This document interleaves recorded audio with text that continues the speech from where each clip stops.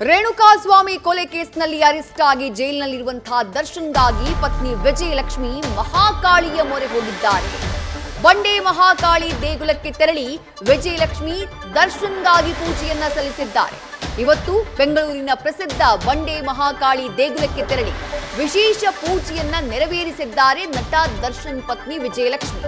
ಈ ಹಿಂದೆ ಅರೆಸ್ಟ್ ಆಗುವುದಕ್ಕೂ 2 ದಿನ ಮುನ್ನ ದೃಷ್ಟಿ ತೆಗೆಸಿ ತಡೆ ಓಡಿಸಿದ್ರು ದರ್ಶನ್. ಬಂಡೆ ಮಹಾಕಾಳಿ ದೇಗುಲದಲ್ಲಿ ತಡೆ ಓಡಿಸುವಂತಹ ಪದ್ಧತಿ ಅದು ಬಹಳ ಪ್ರಸಿದ್ಧಿಯನ್ನ ಪಡೆದಿದೆ. ಅರೆಸ್ಟ್ ಆಗುವುದಕ್ಕೆ 2 ದಿನ ಮುಂಚೆ ಕೂಡ ದೃಷ್ಟಿ ತೆಗೆಸಿ ತಡೆಯನ್ನ ಓಡಿಸಿದ್ರು ನಟ ದರ್ಶನ್. ಈಗ ದರ್ಶನ್ ಆರೋಪ ಮುಕ್ತರಾಗಲಿ ಅಂತ ಹೇಳಿ ಪತ್ನಿ ವಿಜಯಲಕ್ಷ್ಮಿ ದೇವರ ಮೊರೆ ಹೋಗಿದ್ದಾರೆ. ಬಂಡೆ ಮಹಾಕಾಳಿಯ ಮೊರೆ ಹೋಗಿದ್ದಾರೆ.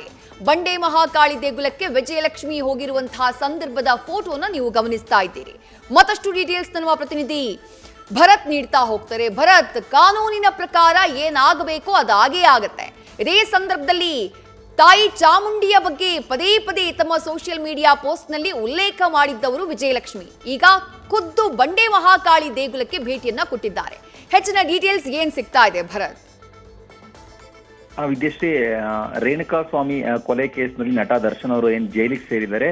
ಇದಾದ ಬಳಿಕ ದರ್ಶನ್ ಅವರ ಪತ್ನಿ ವಿಜಯಲಕ್ಷ್ಮಿ ಅವರು ಪ್ರತಿಯೊಂದು ಹಂತದಲ್ಲೂ ತಮ್ಮ ಪತಿಯ ಪರವಾಗಿ ನಿಂತ್ಕೊಳ್ತಾ ಇದ್ದಾರೆ. ತಮ್ಮ ಪತಿಯನ್ನ ಈ ಸಂಕಷ್ಟದಿಂದ ಹೊರಗಡೆ ತಗೊಂಡ್ಬರ್ಬೇಕು ಅನ್ನೋ ಒಂದು ಪ್ರಯತ್ನನ ಮಾಡ್ತಾ ಇದ್ದಾರೆ ಅನ್ನೋದು ಈಗ ಆಲ್ರೆಡಿ ಗೊತ್ತಾಗಿರೋಂಥ ವಿಚಾರ. ಯಾಕಂತ ಹೇಳಿದ್ರೆ ಕಾನೂನಾತ್ಮಕವಾಗಿ ದರ್ಶನ್ ಅವರ ಪರವಾಗಿ ಯಾವ ರೀತಿ ಒಂದು ಹೋರಾಟ ಮಾಡಬೇಕು ಅನ್ನೋದರ ನಿಟ್ಟಿನಲ್ಲಿ ಈಗಾಗಲೇ ವಕೀಲರನ್ನ ಭೇಟಿ ಮಾಡಿರುವಂತದ್ದಾಗಿರ್ಬೋದು, ಅಥವಾ ಅವರಿಗೆ ಜಾಮೀನು ಕೊಡಿಸೋದಕ್ಕೋಸ್ಕರ ಯಾವ ರೀತಿ ಒಂದು ಪ್ರೋಸೆಸ್ ಮಾಡಬೇಕು ಅನ್ನೋದ್ರ ವಿಚಾರವಾಗಿರ್ಬೋದು, ಈ ರೀತಿ ಎಲ್ಲ ಪ್ರತಿಯೊಂದು ಹಂತದಲ್ಲಿ ಅವ್ರಿಗೆ ಧೈರ್ಯ ತುಂಬ್ತಾ ಇರುವಂತ ಕೆಲಸವನ್ನ ವಿಜಯಲಕ್ಷ್ಮಿ ಮಾಡ್ತಾ ಇರೋದನ್ನ ನಾವು ಗಮನಿಸಿದ್ದೀವಿ. ಇದೀಗ ಅಂದ್ರೆ ದೈಹಿಕವಾಗಿ ಅಂದ್ರೆ ದೇವಿಯ ಮೊರೆ ಹೋಗಿರುವಂತಹ ಒಂದು ವಿಚಾರ ಈಗ ಹೊರಬಿದ್ದಿರುವಂತದ್ದು. ಅಂದ್ರೆ ಇವತ್ತು ಬಂಡೆ ಮಹಾಕಾಳಿಯ ದೇವಿಯ ಸನ್ನಿಧಾನಕ್ಕೆ ಹೋಗಿ ವಿಜಯಲಕ್ಷ್ಮಿ ಅವರು ಒಂದು ವಿಶೇಷವಾದ ಪೂಜೆಯನ್ನ ಸಲ್ಲಿಸಿದ್ದಾರೆ. ತಮ್ಮ ಗಂಡ ಈ ಸಂಕಷ್ಟದಿಂದ ಹೊರಗಡೆ ಬರಬೇಕು ಅನ್ನೊಂದು ಆಶಯದಿಂದ ಈ ಪೂಜೆಯನ್ನ ಸಲ್ಲಿಸಿದ್ದಾರೆ ಅನ್ನೋ ಒಂದು ಮಾಹಿತಿ ಈಗ ನಮ್ಗೆ ಲಭ್ಯವಾಗ್ತಾ ಇದೆ.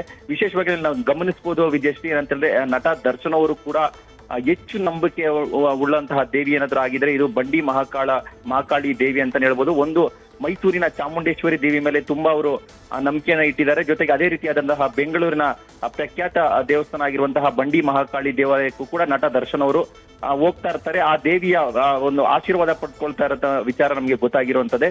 ಈ ನಿಟ್ಟಿನಲ್ಲಿ ವಿಜಯಲಕ್ಷ್ಮಿ ಅವರು ಕೂಡ ಹೊರತಾಗಿಲ್ಲ, ಆ ಬಂಡಿ ಮಹಾಕಾಳಿ ದೇವಿಯ ಒಂದು ಆಶೀರ್ವಾದವನ್ನ ಪಡ್ಕೊಂಡಿದ್ದಾರೆ.